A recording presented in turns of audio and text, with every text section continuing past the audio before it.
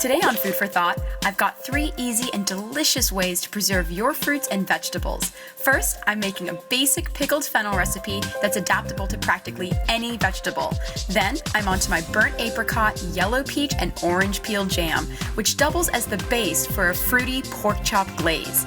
And finally, I've got a fresh take on everyone's favorite condiment with my homemade ketchup recipe.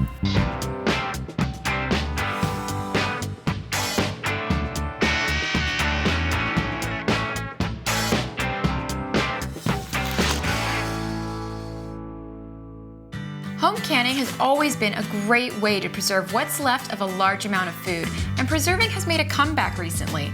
The great news is it's not as hard as you think. Today, I'm going to show you how to preserve fruits and vegetables by canning and pickling. You can control the flavors, the textures, I just love it. Pickling is a great way to keep produce for a few weeks longer, plus it adds a lot of flavor and is so easy to do. It's really important to keep all of your things clean throughout the entire process. We want these pickles to last as long as possible. First, I'm going to make my vinegar solution. So all I'm going to do is combine a little bit of rice wine vinegar, which is sort of naturally sweet, a cup of water, and salt, which acts as a preservative so it keeps my vegetables a little longer. I'm going to bring this to a boil and then down to a simmer until everything dissolves together.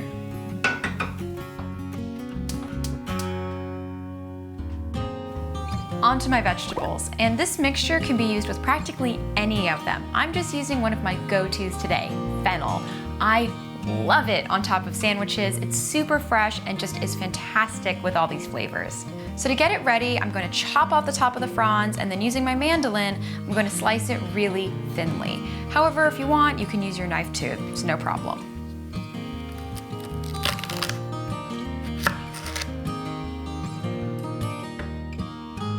Now I'm going to slice it on my mandolin, and the thing is I want to be really careful because this is an open blade.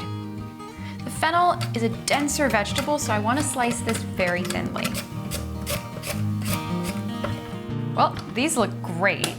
The perfect thickness. I'm ready to get pickling. In order to make these pickles last as long as possible, everything I've been using has been really clean. I have a bunch of jars in the oven that have been sterilizing at 250 degrees for about an hour. So these jars are very hot, and I have my lids sterilizing and some boiling water on the back. So first, I'm going to fill my jars with my fennel, and I don't want to overpack it. If you overpack it, you're not going to let that delicious solution soak in. It's about 2 to 3 fennel bulbs per 4 jars. So now I'm ready to add my solution. I'm just going to ladle it in really carefully.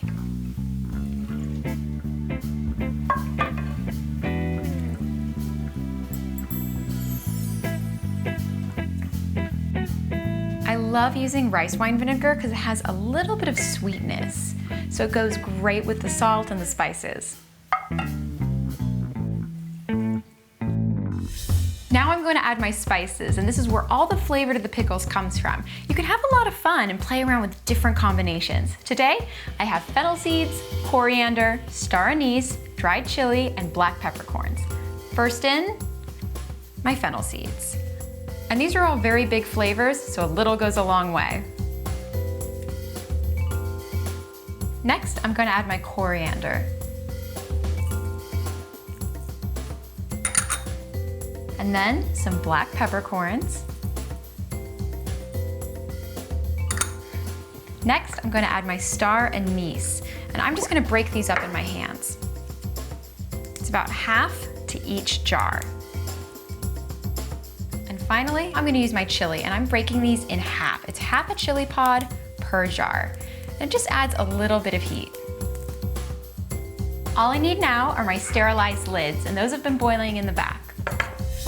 And remember, everything here is really hot, and that's to make sure everything is sterile. So you want to work quickly.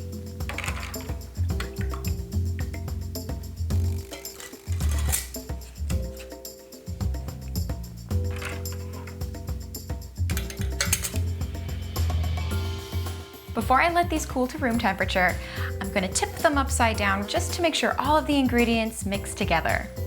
I'm going to let these sit in my fridge for a couple of days until they're ready. Then you can pop them open and enjoy. When we come back, I'll show you an easy way to make a traditional preserve, my burnt apricot jam.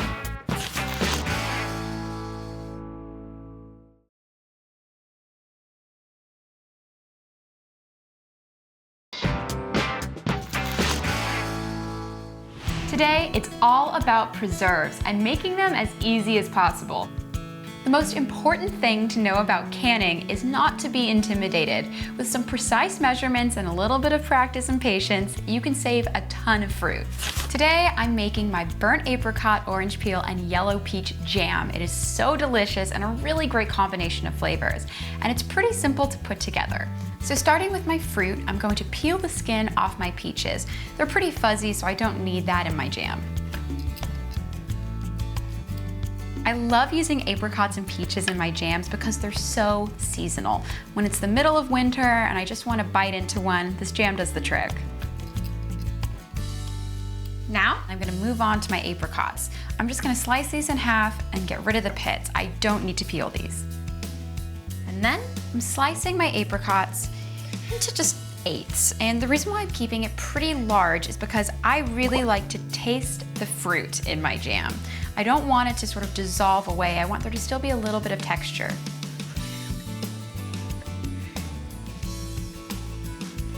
Now, I need to slice into my peaches. Because I peeled them, they're kind of hard to handle and I don't want to crush them in my hand. So I'm just slicing it straight off of the pit.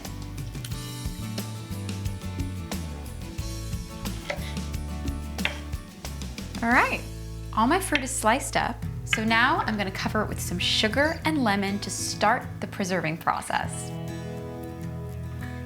So my fruit is in the bowl, and now I'm gonna start juicing my lemons. And the lemons are a super important ingredient in this jam. They help preserve, and they also maintain that beautiful color, and they taste great.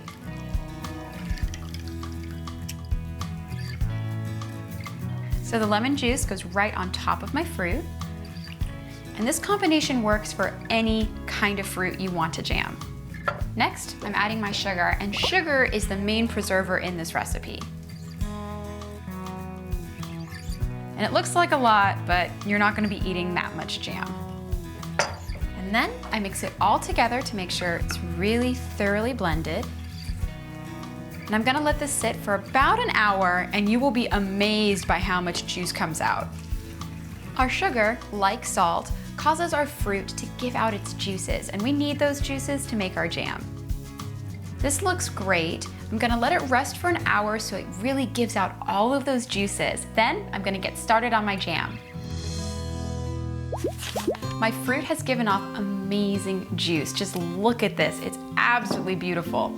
So I'm gonna strain this off and cook the juice first. I'm cooking the juice first because I want it to reduce and get nice and thick. I want to cook the actual fruit for as little as possible because I really want to maintain that lovely texture and flavor. And the last ingredient going into my jam is the orange peel. And I'm just using the peel because it's that really sweet, super flavorful part of the orange. So I'm just gonna take off very large peels. I'm gonna peel the entire orange. And because these are pretty big pieces of peel, I'm gonna be slicing them into just very thin strips. It's not an exact science, you don't need to be really fussy about it. You just want it small enough that it kind of breaks down in the jam. Well, that looks great. So I'm gonna add this to my juice, and I'm gonna cook it down for about 20 minutes or until it forms a really nice thick syrup. My juice looks great. It's reduced down just to a thin syrup. I don't need it to be candy. I just want to concentrate the flavors a little bit. I'm ready to add my fruit. And I'm gonna add the rest of that juice. So I'm just gonna stir this around. And my goal here is to cook this down for about 25 to 30 minutes. And the reason why it's called burnt jam is kind of a happy accident. I didn't really watch over it like I should have, and the bottom of it got caramelized, but it ended up tasting great, so I went with it. So for this, you don't want to stir it too much. You want that bottom layer to get nice and caramelized. Well, my jam looks great.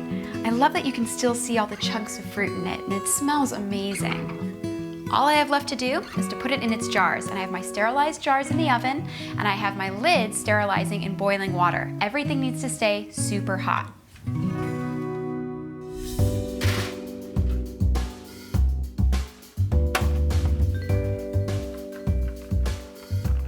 Now, going to ladle my jam into each jar.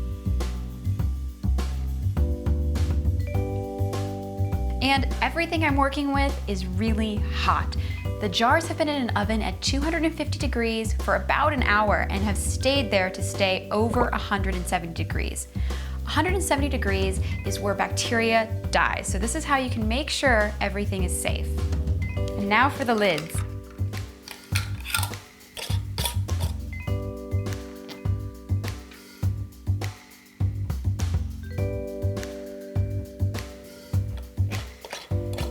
My jam is in the jars, so I'm gonna let this come down to room temperature and then pop them in the fridge. When we come back, I'm gonna make a delicious glazed pork chop with my own preserves. Stay tuned.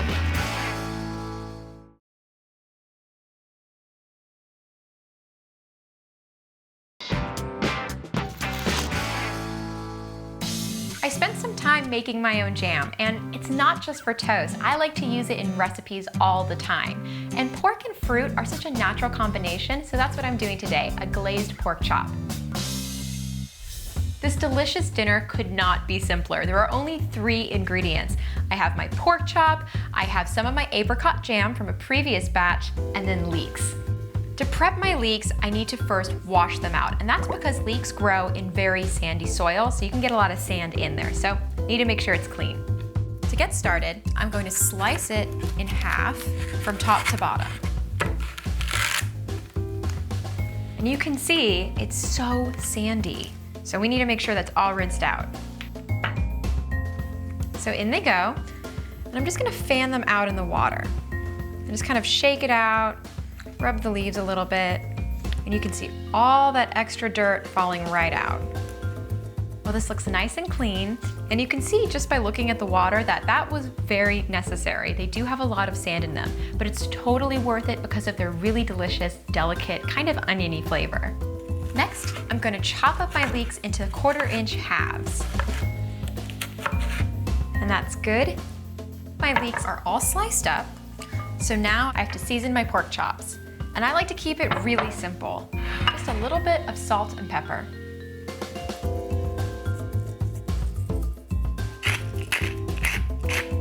The apricot glaze has so much flavor, you really don't have to do much with the pork chop.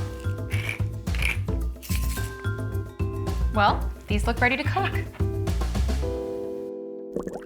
To cook my pork, I'm first going to sear it. So I have a skillet here that's over medium-high heat.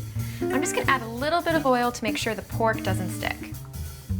And then I just put my pork straight on.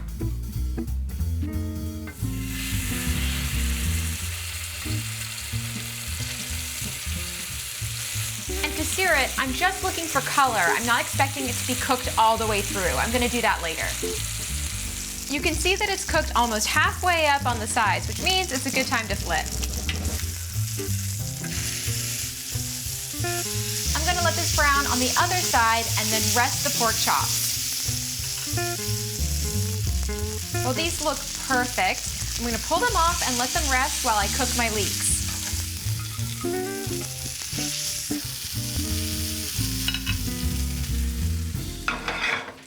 Okay. I have a lot of really great drippings from the pork chops and some olive oil left over, so I don't really need to re-oil my pan. The leeks go right on. And all I'm looking for is for these to sort of sweat it out and start getting a little bit brown. Well, the leeks are nice and golden brown, and you can see they got really soft. So now, I'm going to add my apricot jam. I'm gonna add quite a bit because this is the base of my sauce. That's about 2/3 of a cup. I'm just gonna mix it all together This is looking a little thick, so I'm gonna add some water just to loosen it up. Well, this looks about ready, so I'm gonna put my pork chops back on to heat them through. And I'm gonna pour on the juices that are left over. It'll really add to the sauce. And finally, I'm just gonna baste them on both sides in the glaze. Well, this looks gorgeous. They're done, you can tell because they're nice and firm. So I'm gonna plate them. This looks delicious. I cannot wait to give it a try.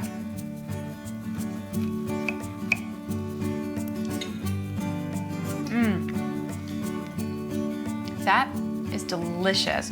I had so much fun using my jam in this recipe. I like being a little creative with it, like mixing sweet with savory. So if you have a jam you just made, try to have fun exploring what you can do. Up next, one last homemade preserve, ketchup. Who makes their own ketchup? I do. And I'm going to show you how when we come back.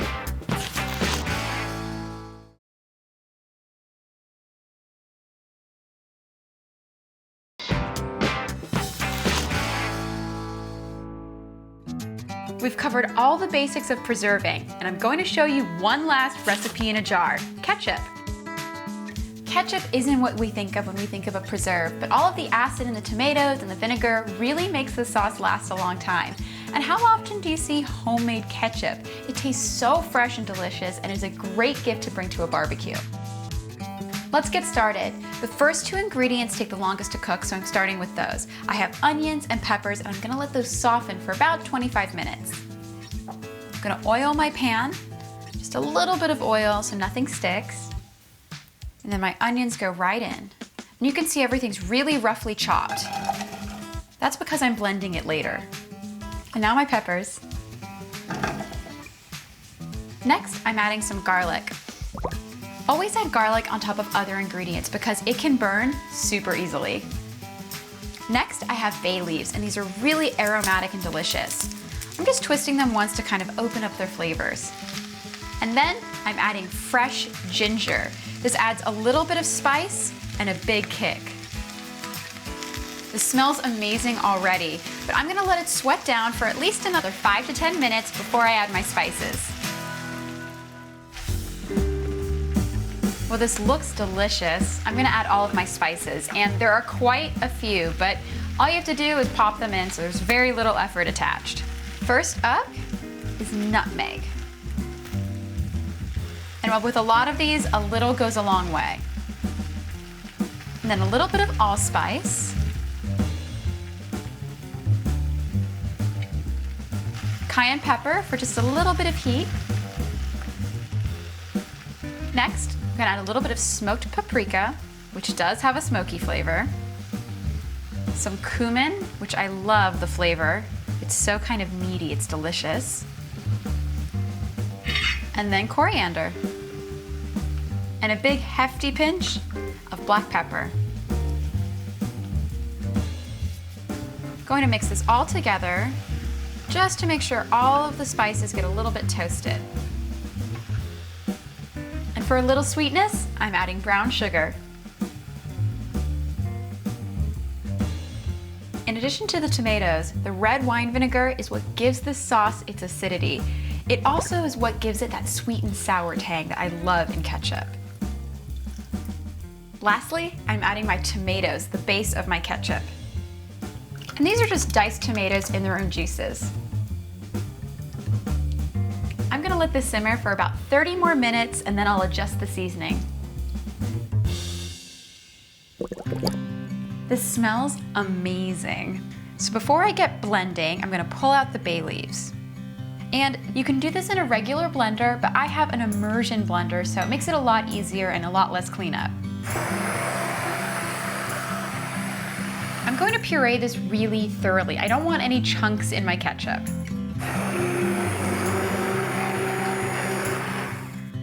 Well, that looks perfect. It's the exact consistency I like. I'm gonna give it a taste to see if it needs any adjustment.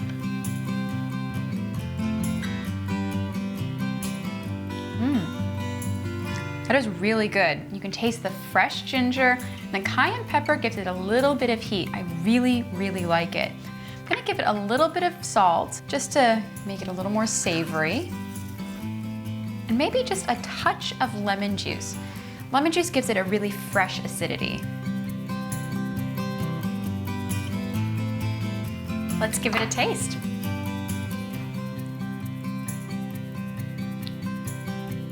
That's really nice. I like that a lot. It just needed a little bit more salt and just a touch of lemon juice to really bring it all together. Well, I'm gonna jar these up and they keep in the fridge for at least a week. They're really great. I love to give them out as gifts, especially in the summertime. Thanks for watching. Tune in next week for more delicious and inspiring recipes on Food for Thought.